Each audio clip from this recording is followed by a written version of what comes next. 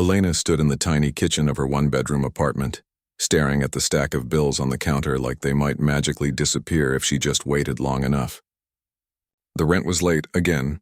The hospital statement from her mom's last round of treatment sat on top, the numbers bold and unkind. She ran a hand through her hair, which hadn't seen a salon in months, and sighed. Outside, Chicago's late autumn wind howled between buildings, rattling the old window pane. Inside, the radiator hissed like it was trying to argue with her. She'd been a freelance event planner for 5 years. Good at it, too. She could turn a drab conference room into a dreamy garden, make a corporate gala feel like a royal ball, and calm even the most panicked bride with just a few steady words. But lately, gigs had dried up. Clients wanted big names, established firms, not someone working out of a shoebox apartment with a second-hand laptop, and a dream that felt more like a debt. Her phone buzzed on the counter. Unknown number. She almost didn't answer. Scammers loved calling numbers like hers, but something made her swipe. Elena Martinez? A smooth, clipped voice asked. Yes? I've heard you're discreet and flexible. The man didn't introduce himself. He didn't need to. People like him never did. She hesitated. Depends on what you need. A simple job. One night, $5,000, her breath caught. $5,000. That was more than 2 months' rent. Enough to cover her mom's co-pays for the next 3 months. Enough to breathe. What kind of job? She asked, already knowing she shouldn't. A blind date. At Le Jardin. Tomorrow night. 8 o'clock. The man is Daniel Hartwell. She knew the name. Everyone in Chicago did. CEO of Hartwell Industries. Built a tech empire from a garage startup. Widowed young. Had a son. Rarely seen in public unless it was for charity or quarterly earnings calls. Clean-cut, serious, always in a tailored suit that probably cost more than her car. What about him? She asked, voice tight. You'll be working as a server. Temporary staff, they're short-handed. I've arranged it. All you have to do is spill wine on his date. Make it messy. Say something sharp. You're not what he described or whatever feels natural. Make her storm out. Humiliate him a little. That's it, Elena's stomach dropped.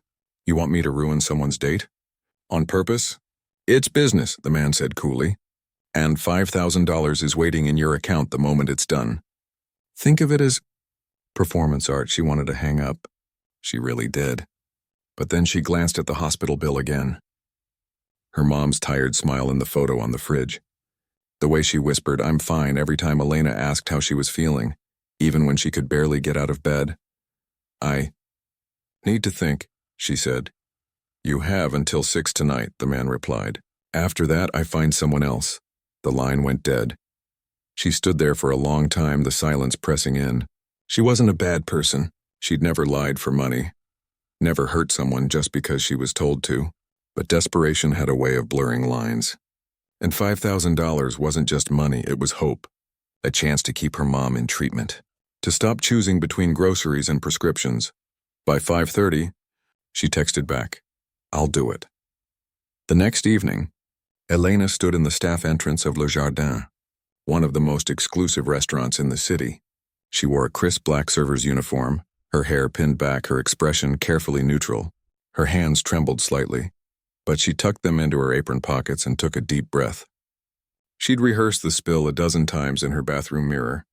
Left hand, full glass, stumble just enough to look real but not clumsy. A sharp comment, then vanish into the kitchen. Inside, the restaurant glowed. Soft lighting, white tablecloths, the low hum of money and conversation. She spotted him immediately. Daniel Hartwell sat at a corner table near the window. He wasn't what she expected. On TV, he looked cold, polished, untouchable. In person, he seemed tired. His suit was perfect, yes, but there were shadows under his eyes, and his fingers tapped restlessly against the table. He checked his watch, then pulled out his phone.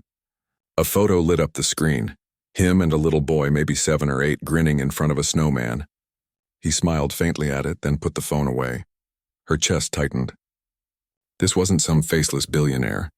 This was a dad, a man who missed his kid while he sat through a blind date he probably didn't even want. The hostess led a woman to his table, elegant, mid-30s, wearing a dress that probably cost more than Elena's monthly income. She smiled warmly, extended a hand. Daniel stood, shook it politely, but his eyes kept drifting toward the door like he was waiting for someone else. Elena watched from the edge of the dining room, tray in hand. Her cue was coming. The woman ordered wine. Elena poured it, hands steady now, heart pounding. She waited until they were deep in conversation. Something about art galleries and quarterly reports. Then she moved. She stepped forward, tray balanced, and tripped over nothing. The glass of red wine arced through the air and landed squarely in the woman's lap. "Oh my God, I'm so sorry," Elena gasped, dropping to her knees with a napkin. But before she could say the scripted line, "You're not what he described," the woman burst out laughing. "Honestly, I've been waiting for something interesting to happen all night," she said, dabbing at her dress with the napkin. "Daniel, you didn't tell me your dates came with special effects." Daniel blinked. Then slowly he smiled. Not a PR smile, a real one. "Clara," he said, "you're impossible." "Clara?" Elena froze. That wasn't the name the mystery man had given her. "I told you I'd show up as your blind date just to throw off your board," Clara said, still chuckling. "They've been pushing you to settle down for months. I figured if I played the part, they'd back off, and you'd finally admit you're not ready." Daniel shook his head, but he was still smiling. "You're a terrible actress. And you're a worse liar," she shot back. "You've been checking your phone every 2 minutes. Is Leo okay?" "He's fine. Rehearsing for the school play." "He's a tree," Clara grinned. "A very dramatic tree, I hope." Elena stood there, napkin in hand, completely forgotten. Her carefully rehearsed sabotage had crashed into a friendship she hadn't known existed. She'd just ruined a dress for nothing. She turned to leave, cheeks burning, but Daniel's voice stopped her. "Wait." She turned back slowly. He looked at her, not with anger, but with quiet curiosity. "That was unusually clumsy for Le Jardin staff," she swallowed. "I'm new." He studied her for a long moment. Something in his gaze made her feel seen, not as a server, not as a saboteur, but as a person carrying something heavy. "Meet me in the private lounge in 5 minutes," he said quietly. "Or don't. But if you don't, I'll have to assume you were paid to do this, and that might require a different kind of conversation." Her blood ran cold. She nodded once and walked away, legs like lead. 5 minutes later, she stood in a small, dimly lit lounge off the main dining room. Daniel entered a moment later, closing the door behind him. He didn't sit. He just looked at her. "Who sent you?" he asked, voice calm but firm. She opened her mouth, closed it. The lie was right there. "I tripped, it was an accident." But it felt useless now. He already knew. "I can't tell you," she whispered. $5,000? He asked, her eyes widened. "How did you—" "I've dealt with this kind of thing before," he said. "Business rivals. Personal grudges. People who think embarrassing me in public will weaken my position." He sighed, running a hand over his face. "But you don't strike me as one of them." She looked down at her shoes. "I needed the money." "For what?" She hesitated. Then quietly, "My mom's sick, cancer, the treatments. They're expensive. I'm behind on everything." He was silent for a long moment. She expected anger, disgust, maybe a call to security. Instead, he said, "What's your name?" "Elena." "Elena," he repeated like he was testing the sound of it. "You're good at what you do. I saw how you handled the spill. Quick, controlled." "You've done events before?" She nodded. "I'm an event planner, freelance."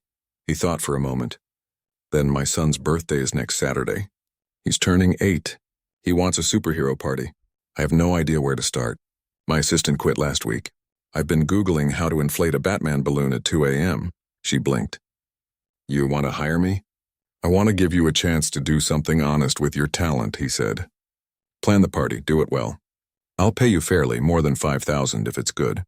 And if you're worried about your mom, I know a few people at Northwestern Memorial. I can make a call." Tears pricked her eyes. She hadn't expected kindness. "Not after what she'd done. Why?" she asked, voice breaking. "I tried to humiliate you." "You tried to survive," he said simply. "There's a difference." He pulled out a business card and handed it to her. "Think about it. If you're in, text me by tomorrow morning. If not, I won't hold it against you. But I hope you say yes." He left the lounge without another word. Elena stood there, the card warm in her hand. Outside, the city lights shimmered. For the first time in months, she didn't feel trapped.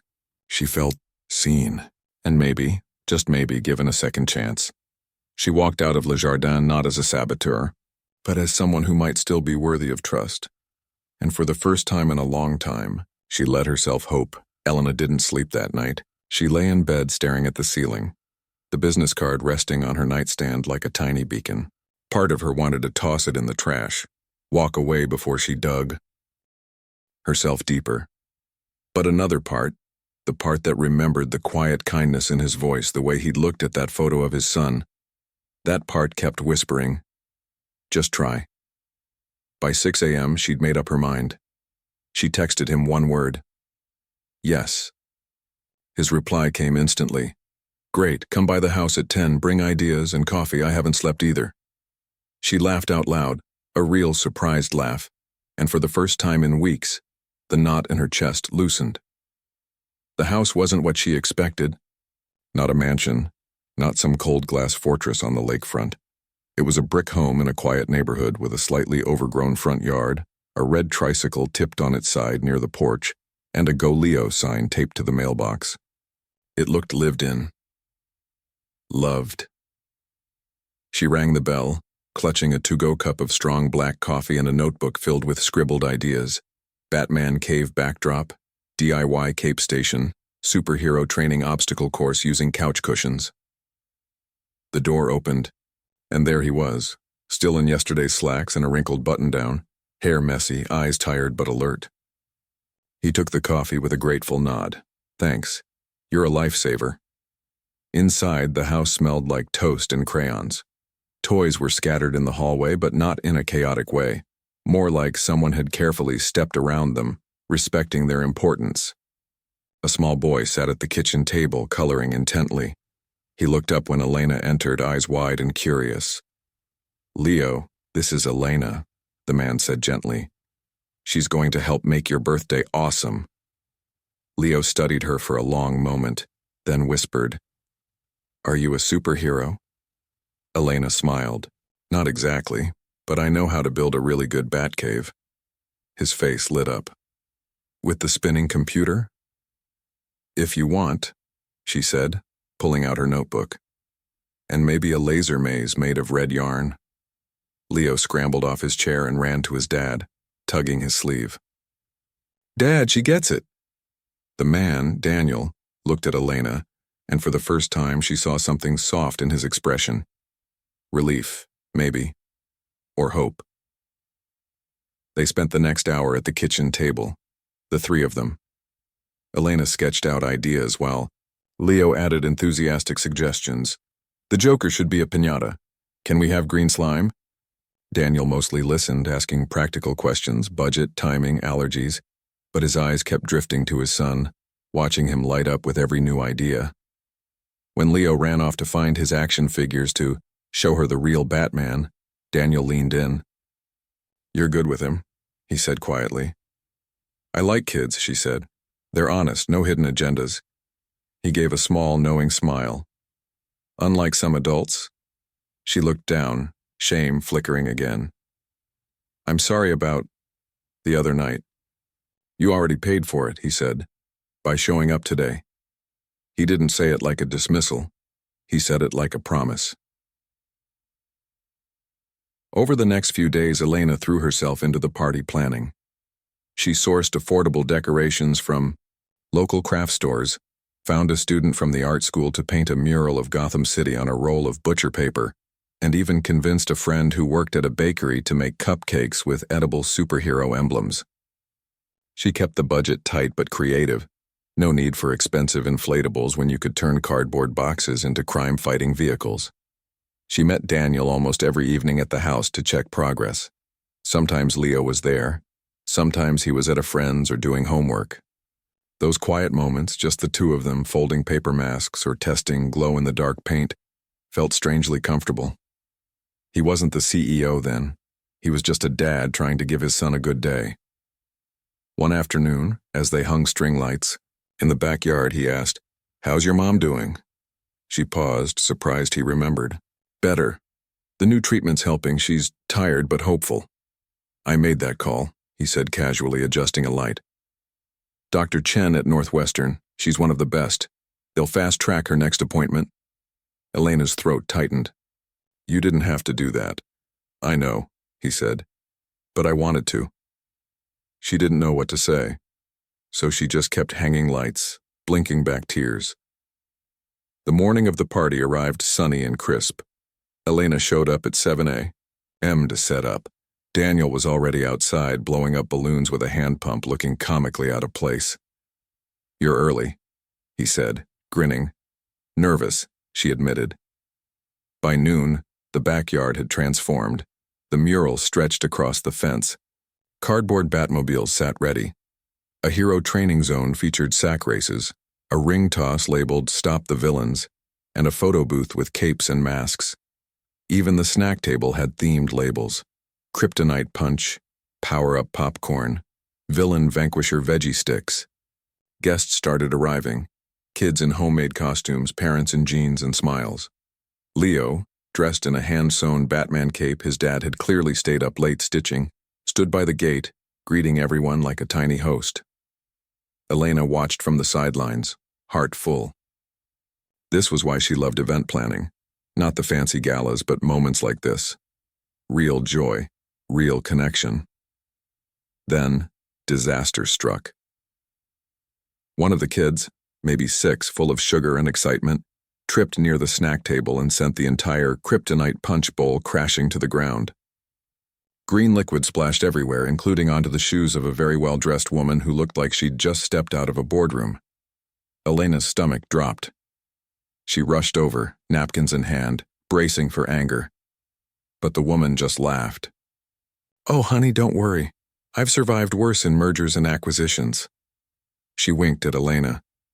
"Besides, my son's having the time of his life." Elena blinked. "You're not mad?" "Mad? I haven't seen my kid laugh this hard in months." The woman knelt and helped the little boy up. "Accidents happen. Parties are supposed to be messy." Elena looked around. No one was upset. Parents were chatting. Kids were running through the laser maze, red yarn strung between trees. Leo was leading a conga line of tiny superheroes. It wasn't perfect, but it was alive. Real. Daniel appeared beside her, holding 2 cups of coffee. "See?" he said softly. "You didn't need perfection. You just needed heart." She looked at him, really looked, saw the pride in his eyes as he watched his son, the quiet strength in the way he carried himself, the way he'd trusted her even after she'd tried to hurt him. "I don't know how to thank you," she said. "You already did," he said. "You gave him this." Later, as the sun began to set and parents started gathering their sleepy, sugar-crashed kids, Leo ran up to Elena, cape flapping. "Best birthday ever," he declared, then threw his arms around her waist. She hugged him back, blinking fast. After the last guest left, she and Daniel stood in the quiet backyard, surrounded by deflated balloons and crumpled capes. "You did an amazing job," he said. "It was a team effort," she replied. He smiled. "Stay for dinner? I make a mean grilled cheese." She hesitated. This felt like crossing a line. Not professional, not just employer and planner anymore. But then Leo peeked out the back door. "Please, Dad burns toast, but he's good at grilled cheese." She laughed. "Okay, 1 grilled cheese." Over dinner, grilled cheese and tomato soup, eaten at the same kitchen table where they'd planned the party, conversation flowed easier than before. He told her about losing his wife 3 years ago, how he'd thrown himself into work to avoid the silence, how Leo had been the one to pull him back into the world. "I used to think love was something that happened once," he said, stirring his soup, "like a lightning strike. But now, I think it's something you build, day by day, even when it's hard." She told him about growing up in a small town, moving to the city with big dreams, how her mom had worked double shifts to pay for her design classes. She always said, "Be kind even when it costs you." "Guess I forgot that for a while." "You remembered in time," he said gently. After dinner, as she helped load the dishwasher, her phone buzzed. Unknown number. Her blood ran cold. She stepped into the hallway to answer. "Did you get the information?" the voice from before demanded. "What information?" she whispered. "The merger details. Hartwell's talking to Viridian next week. I need the terms." I'm not doing that, she said firmly. Our deal was one night, it's over. It's not over until I say it's over, the man snapped. If you don't deliver, I'll make sure Hartwell knows exactly who you are and what you tried to do. And that hospital bill? Let's see how fast they discharge your mom without payment. The threat hung in the air like poison.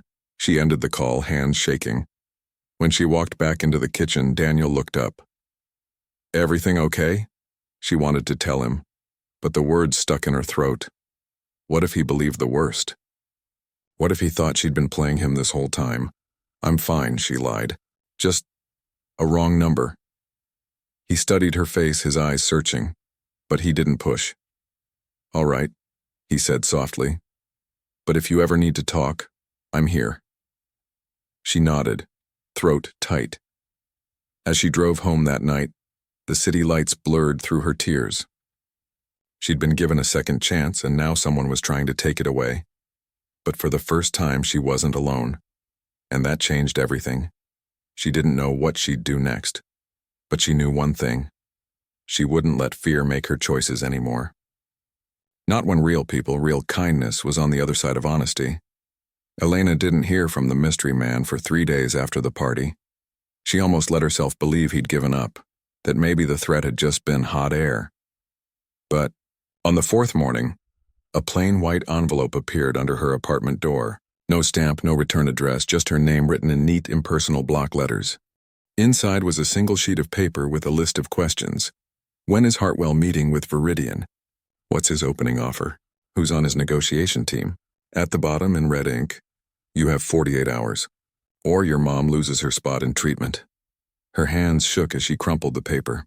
She wanted to call the police, but what would she say? A voice on the phone threatened me unless I spy on a billionaire? They'd laugh her out of the station.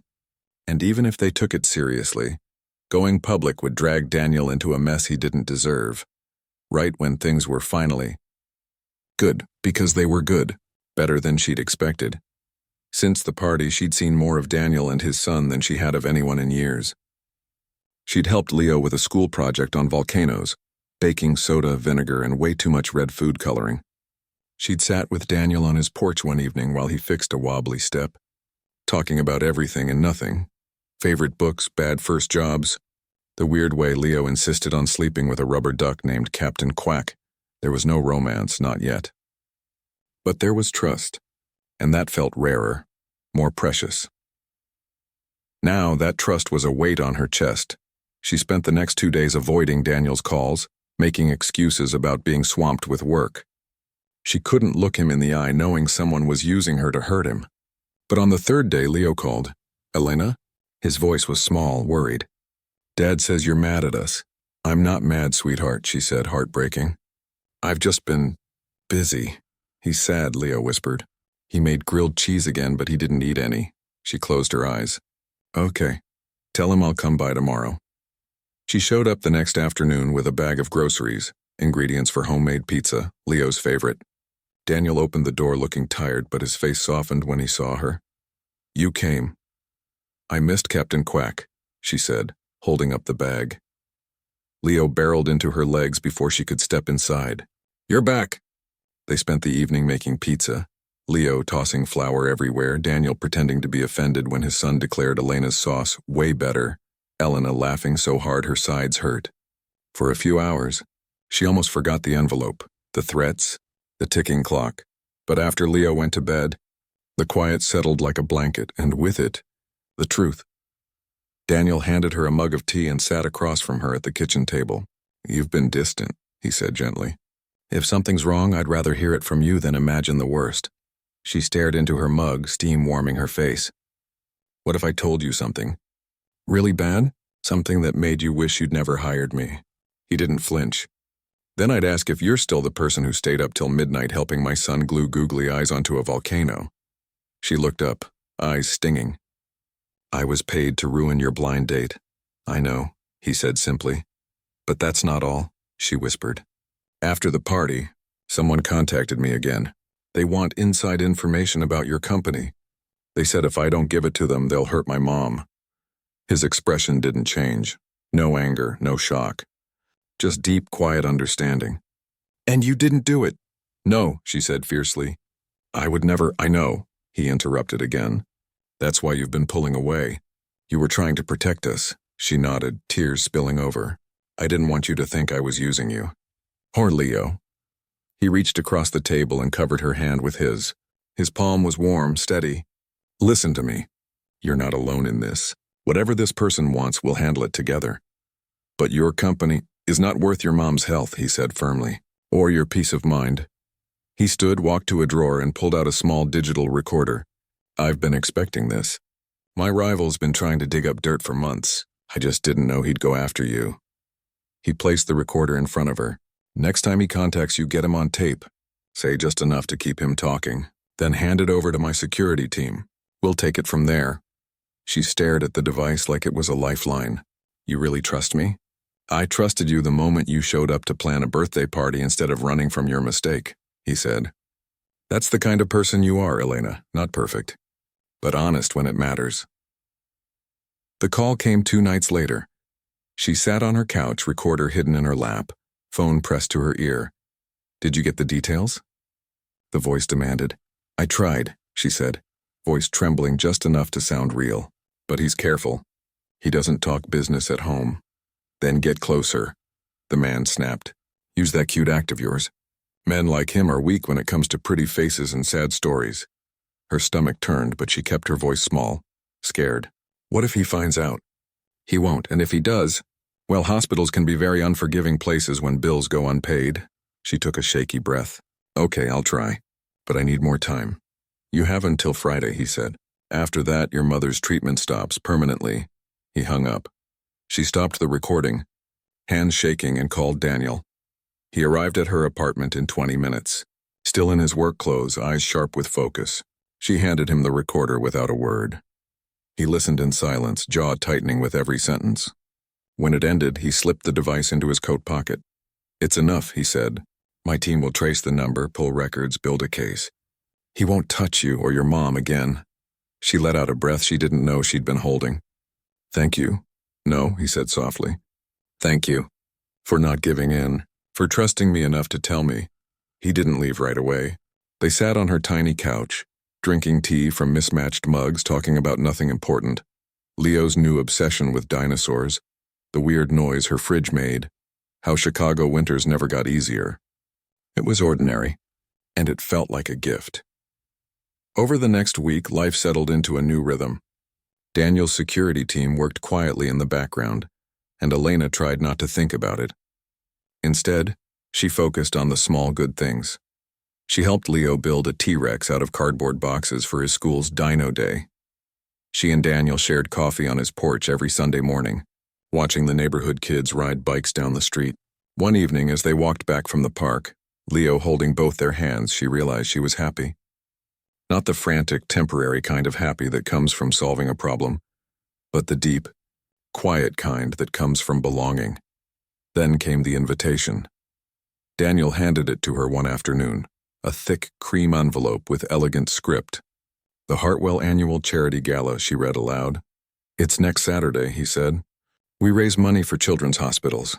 This year we're honoring a new pediatric oncology wing. He paused. I'd like you to come. As my guest, her heart skipped. Your guest, but people will talk. Let them, he said. You've earned a seat at that table more than most. She wanted to say yes. But fear whispered, what if someone from your old life sees you? What if the rival shows up? Before she could answer, Leo popped his head in. You have to come. Dad's giving a speech, and he practiced it in the mirror for an hour. It's kind of funny. Daniel shot his son a mock glare, but he was smiling. Elena looked between them. The man who'd given her a second chance. The boy who'd hugged her like family and nodded. Yes, she said. I'll be there. The week flew by in a blur of preparations. Daniel's assistant, a new one, sharp-eyed and efficient, sent over dress options, but Elena insisted on choosing her own. She found a simple navy gown at a second-hand boutique, elegant but understated. The kind of dress that said, I belong here without shouting. The night of the gala, she stood in front of her mirror, smoothing the fabric, nerves fluttering. This wasn't just a party. It was her stepping into a world that had once felt impossible. A world where she wasn't the hired help, the desperate girl, the saboteur. She was Elena, and she was enough. When Daniel picked her up, he didn't say much. Just looked at her for a long moment, then offered his arm. "You look like yourself," he said finally. "And that's perfect." The gala was held in a grand ballroom downtown, all crystal chandeliers and soft music. Elena recognized faces from business magazines, society pages, news anchors, but Daniel didn't parade her around. He introduced her quietly to a few key people. "This is Elena. She's helped me see things differently," and spent most of the evening near the children's hospital display, talking to doctors and nurses. During his speech, he didn't talk about profits or market share. He talked about Leo's first hospital stay after a broken arm, about the nurse who stayed late to read him stories, about how every child deserves that kind of care, no matter their family's bank account. Elena watched him from the crowd, heart full. This was the man behind the headlines, the dad, the human. After the speech, as guests mingled, a man in an expensive suit approached her. She didn't recognize him at first until he smiled cold and familiar. "Well," he said smoothly, "look who's playing dress-up." Her blood turned to ice. It was him. The voice from the phone. The man who'd threatened her. "I hear you've been causing trouble," he continued, voice low, "spreading lies about me to Hartwell." "I told the truth," she said, keeping her voice steady. He leaned in, eyes glinting. "Truth is whatever I say it is. And tonight the truth is that you're a thief, a liar, and everyone here is about to know it." Before she could react, he turned and raised his voice. "Ladies and gentlemen, may I have your attention?" The room quieted.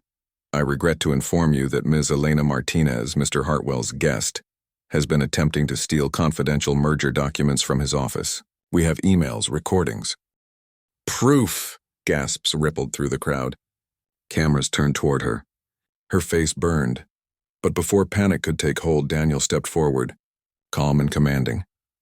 "What you have," he said, voice ringing clear, "is a desperate man trying to cover his own crimes." He held up a tablet. "Because while you were busy threatening a woman whose only crime was needing help for her sick mother, my team was gathering evidence of your illegal wiretapping, blackmail, and corporate espionage." The man's face went pale. Daniel turned to the crowd. "This gala is about children who fight battles every day, without threats, without lies. Let's not let one bitter man steal their spotlight." Security appeared, guiding the man away as he sputtered denials. The room buzzed, but Daniel didn't let go of Elena's hand. "Are you okay?" he asked quietly. She nodded, tears in her eyes, but not from fear. From relief, from being seen, protected, believed. Later, as they left the gala, Leo waiting in the car with a sleepy wave, Daniel squeezed her hand. "You didn't just survive tonight," he said. "You stood tall, and that's who you've been all along." She looked at him, this man who'd turned her life around not with grand gestures, but with quiet trust, and knew one thing for certain. She was exactly where she was meant to be. The morning after the gala, Elena woke to the sound of rain tapping against her window, and her phone buzzing nonstop on the nightstand. She groaned, reaching for it, half expecting another crisis, but instead of threats or angry messages, her screen was flooded with notifications, news alerts, social media tags, even a few texts from old acquaintances she hadn't heard from in years. She opened the first headline. "Hartwell Industries exposes corporate blackmail attempt at charity gala." Her stomach dropped. She scrolled faster. Photos of the man being escorted out by security. Quotes from Daniel calling the incident a sad reminder that some will stoop to any level to hurt good people. And then, buried in the third paragraph, Elena Martinez, a local event planner and caregiver to her ailing mother, was falsely accused but later cleared by internal investigation. Cleared. The word should have brought relief. But all she felt was exposed. Her face was in the article, blurred slightly but recognizable. Her mom's illness, her financial struggles, her past mistake, it was all out there now, wrapped in a story she didn't get to tell. She threw on sweatpants and a hoodie, made coffee with shaking hands, and stared out the window. What would her neighbors think? Her mom's doctors? The parents at Leo's school? Would they see her as a victim? Or as someone who'd almost ruined a good man's life? Her phone rang. It was Daniel. Did you see the news? He asked, voice tight with concern. I did, she said quietly. I feel like I'm wearing a sign. You're not, he said firmly. You're a person who got caught in someone else's mess, and you handled it with more grace than most would. She wanted to believe him, but the weight of public eyes pressed down hard. I don't know if I can go back to your house, she admitted. What if people say things in front of Leo? What if he starts wondering why I was ever like that? He already knows, Daniel said gently. I told him last night. Just the basics, that someone tried to trick you into doing something wrong and you said no.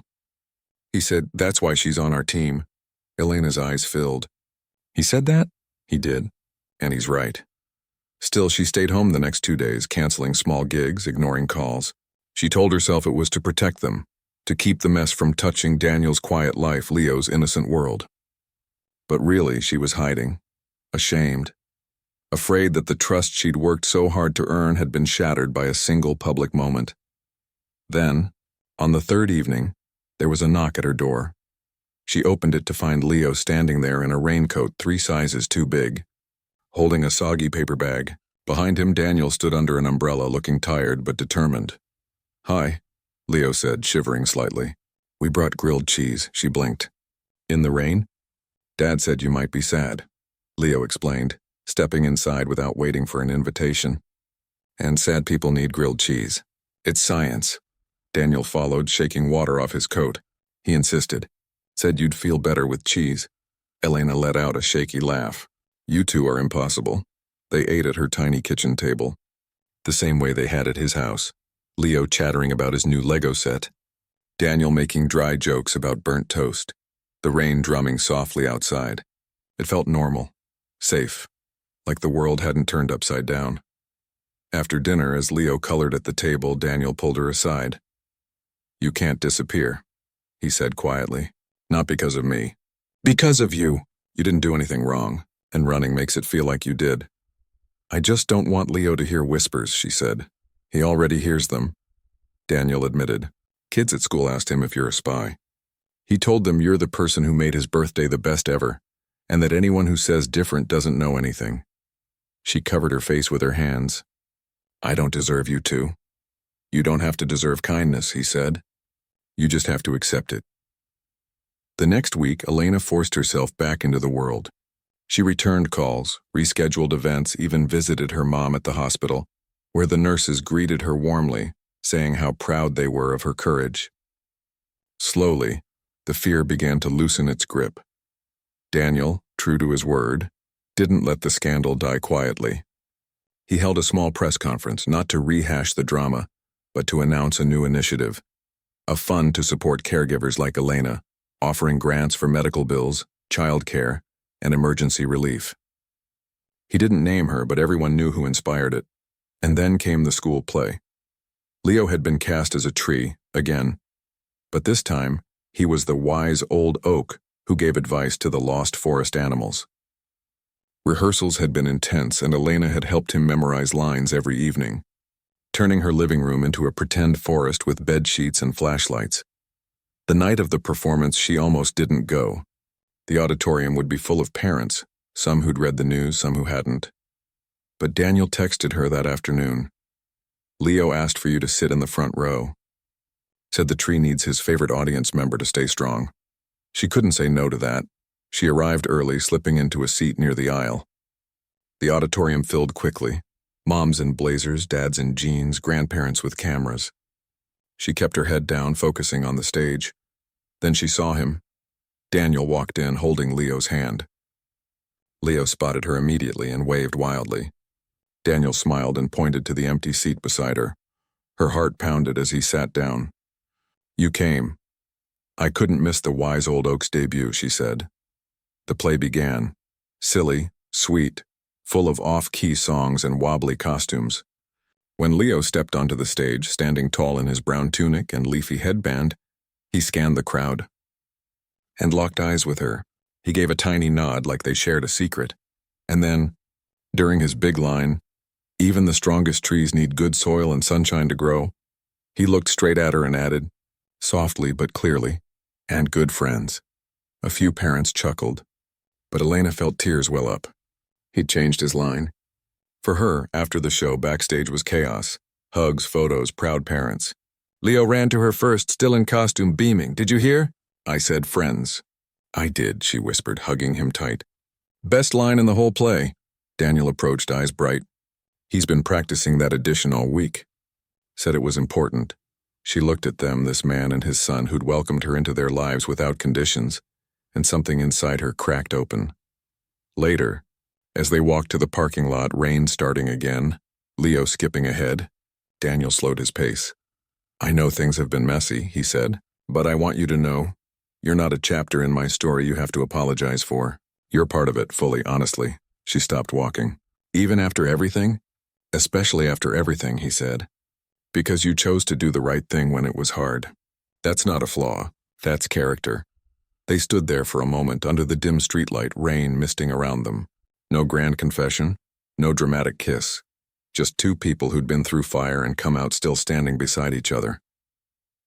When they got to the car, Leo was already buckled in, half asleep. Captain Quack tucked under his arm. Daniel opened the passenger door for her. "Let me drive you home." She nodded, sliding in. As they pulled away from the school, the city lights reflecting in the wet streets, Elena realized something. She wasn't afraid anymore. Not of the past, not of judgment, not of loving people who might one day see her as broken, because they already saw her, and they stayed anyway. And that was worth every hard moment it took to get here. 6 months later, spring had settled over the city like a soft sigh. The air smelled of blooming trees and fresh rain, and the sidewalks buzzed with people shedding winter coats and heavy thoughts. Elena stood in the small office she'd rented downtown. Just one room, really, with a second-hand desk, a corkboard full of color swatches and timelines, and a window that looked out onto a busy street. On the door, a simple sign read, "True North Events, Honest Planning, Heartfelt Moments." It wasn't glamorous, but it was hers. She'd launched the business quietly, using the seed money Daniel had offered, not as a handout, but as an investment. "Call it a partnership," he'd said. "You run it. I just believe in you." She'd insisted on a contract, on paying him back with interest, on keeping things professional. But they both knew the truth. This wasn't just business. It was trust made real.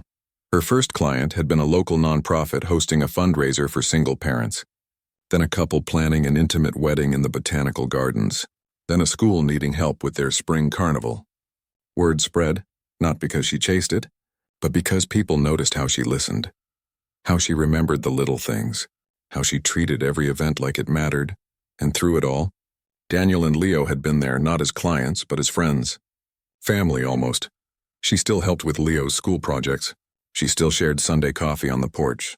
And sometimes, late at night when the city was quiet and the work was done, she and Daniel would talk about everything and nothing until one of them yawned and said, "We should probably sleep." There was no rush, no pressure, just the slow, steady building of something real. Then came the call from the hospital. Her mom's latest scan was clear, no new growth. The treatment was working. "She's in remission," the doctor said, voice warm with relief. Elena had cried in the parking lot, clutching the phone like a lifeline. That night she showed up at Daniel's house with a bottle of sparkling cider and 2 paper plates. "We're celebrating," she said. Leo, now 9 and obsessed with space, declared it a galaxy victory party and made constellations out of glow sticks on the ceiling. Daniel grilled veggie burgers while Elena told them the news, her voice thick with gratitude. After dinner, as Leo ran outside to check for alien signals, Daniel handed her a small envelope. "What's this?" she asked. "Open it." Inside was a check, enough to cover every last medical bill plus a little extra. At the bottom, in his neat handwriting, "For your mom's garden." "She deserves roses." She looked up, tears in her eyes. "You didn't have to, I know," he said gently. "But I wanted to." She folded the check carefully and slipped it into her pocket. "Thank you. For everything." He didn't say "You're welcome." He just smiled and said, "She's going to love those roses." A few weeks later, Daniel asked her to help plan a different kind of event. The grand opening of the new pediatric oncology wing at the Children's Hospital. The one funded in part by his charity initiative. The one inspired by her story. She threw herself into it with everything she had. Not for the publicity, but because she knew what those rooms meant. She designed a space that felt warm, not clinical. Murals of forests and stars on the walls. Cozy reading nooks. A play area where kids could be kids. Even while fighting illness on opening day, The hospital buzzed with families, doctors, donors, and volunteers. Elena moved through the crowd, adjusting a banner here, calming a nervous nurse there, making sure every detail honored the purpose of the place. Then she saw him. Daniel stood near the entrance, not in a suit but in a simple button-down and slacks, talking quietly with a little girl in a wheelchair. He crouched down to her level, listening intently as she showed him her stuffed rabbit. Elena watched, heart full. This was the man no headlines ever captured, the one who remembered names, who saw people, not just problems. Later, as the crowd thinned, he found her by the mural she'd commissioned, a giant tree with deep roots and wide branches, labeled the Tree of Hope. "You did it again," he said softly. "Made something hard feel like home. It's not me," she said. "It's all of us. The nurses, the doctors, the parents who never give up. And you," he said, turning to face her. "You showed up when it mattered, even when you were scared." She looked into his eyes, steady, kind, full of a quiet certainty, and realized something had shifted. Not between them, but within her. She wasn't waiting for permission to be happy. She wasn't bracing for the next disaster. She was just here, present, loved. That night, after the event, he didn't drive her home. Instead, he asked if she wanted to walk. The sun was setting, painting the sky in soft pinks and golds. They strolled along the lakeshore path, the water shimmering beside them, the city quiet behind. They didn't talk much at first, just walked, shoulders brushing occasionally, comfortable in the silence. Then near a quiet bench under a blooming cherry tree, he stopped. "I've been thinking," he said, voice low, "about us." Her heart skipped. "Okay, I know we've taken things slow, and I respect that, but I don't want to wait anymore to say this." He took a breath. "You didn't ruin my blind date, Elena. You saved me from a life I didn't want. You showed me that love isn't about perfection. It's about showing up even when you're messy, even when you're scared." He reached into his pocket, not for a ring but for a small folded piece of paper. "I wrote this last night," he said, handing it to her. "It's not a proposal in the traditional sense. It's a promise." She unfolded it. In his careful handwriting it read, "Let's build something real. Together. No grand gestures. Just mornings with coffee, nights with stories, and a lifetime of showing up for each other and for Leo. If you're willing, I'm all in." Tears blurred her vision. She looked up at him, the man who'd seen her at her worst and still chose her, who'd given her space to heal and never asked for anything in return. "Yes," she whispered. 1,000 times, yes. He didn't kiss her then. Not in the middle of the path, not with the whole world watching. Instead, he took her hand, laced his fingers through hers, and they kept walking toward home, toward tomorrow, toward a future built not on fairy tales but on honesty, second chances, and the quiet courage to love after brokenness. A month later, on a warm Saturday morning, Elena stood in Daniel's backyard, the same one where Leo's superhero party had been held. Now it was set up for a small gathering, a picnic table with lemonade and sandwiches, string lights already glowing in the early dusk, and a few close friends and family scattered around. Leo ran up to her, holding a small potted plant. "Dad said to give you this." She took it. Rosemary, her mom's favorite herb. "Why rosemary?"